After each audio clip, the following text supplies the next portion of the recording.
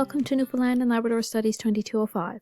This is Unit 3, The Country Grows, Section 4, Lesson 11, Video 1, on impacts on Inuit and Innu. I'm Miss Fleming, your instructor for this course. Let's get this lesson started. The Great Depression and the worldwide drop in prices for furs drastically affected Indigenous populations, especially in Labrador. Traditional lifestyles and territories were further eroded by economic developments and the two world wars.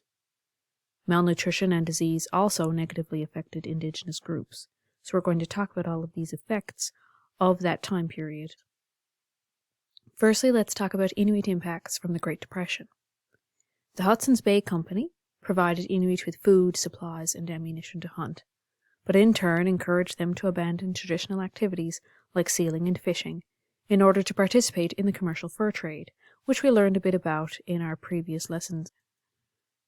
The Inuit subsistence economy had been changed, and thus made Inuit more vulnerable to actions they could not control, such as impacts from the Great Depression. Many Inuit families fell into poverty.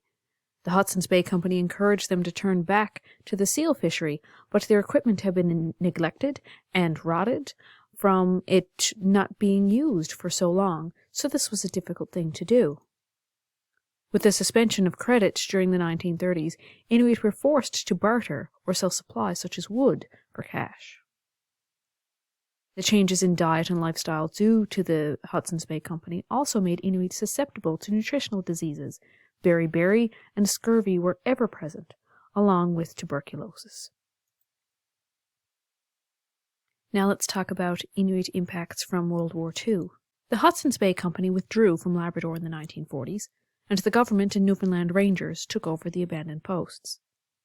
The population was encouraged to return to more traditional activities, and Rangers accepted goods rather than just furs for supplies. The construction of the military base in Goose Bay and the smaller radar bases along the coast forced people away from their settlements. People were forced to move away from where they had lived or where they had different hunting camps and settlements so that the military bases could be constructed. Some people were employed in the construction of these projects and received cash wages for the first time. Some people also traveled to Lake Melville for work or then settled in Happy Valley, so they weren't too far away from Goose Bay. Contact with military personnel from Canada and the United States also introduced Inuit to different lifestyles that they were not accustomed. Now let's talk about impacts on the Innu and hunting grounds. The Great Depression drop in fur prices also affected the Innu population in Labrador. There was also a decline in the caribou population, which we've talked about before, which affected their diet and traditional ways of living.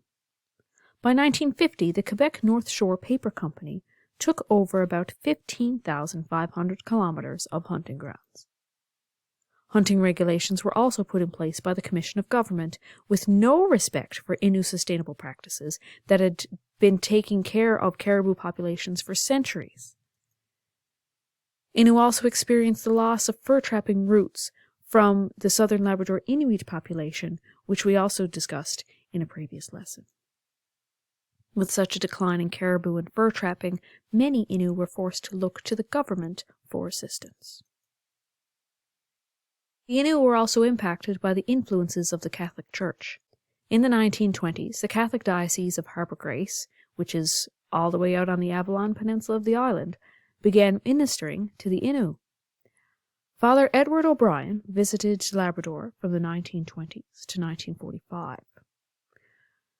He was instrumental in encouraging Innu to move to Sheshatshiu, as more non-Innu people took over their territories, which they had no say in. He converted the abandoned Réveillon Frère trading post into a church, and baptized and married many Innu in the Catholic tradition. But, of course, because of this, people were not allowed to practice their traditional rituals.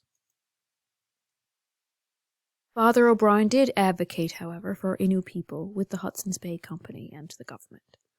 He also took the first Innu census and took many of the photographs of the Innu populations that we have today. Many of the photographs that I've been using in our lessons are from Father O'Brien. Now it's time to continue to the next video. I'm going to ask you to please take a break if you need one, rest your eyes, have a stretch, and I'll see you in a bit.